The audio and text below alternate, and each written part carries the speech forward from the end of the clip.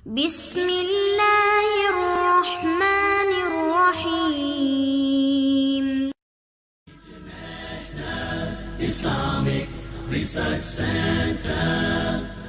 क्या व्हाट्सएप के प्रोफाइल में औरतें अपनी तस्वीर डाल सकती हैं? व्हाट्सएप के प्रोफाइल में आप अपनी तस्वीर डालेंगी तो सारी दुनिया फिर देखेगी, महरम भी देखेंगे, गैर महरम भी देखेंगे, तो क्यों आप अपने आप को लोगों के सामने पेश कर रही हैं?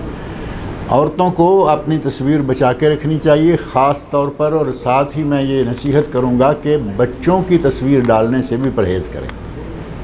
औरत की तस्वीर खूबसूरत है, किसी बदबख्त का दिल आया और उसने जादू कर दिया, तस्वीर पर जादू हो रहा है, ये एक हकीकत है।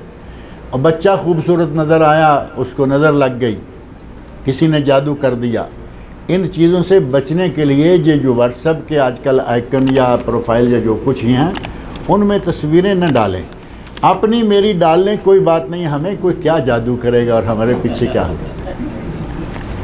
ख़वातीन खूबसूरत होती हैं, बच्चे खूबसूरत होते हैं, लिहाजा उनकी तस्वीरें ख़ास तौर पर ये मीडिया में नहीं आनी चाहिए। मीडिया में गई तो फिर सारी दुनिया में गई।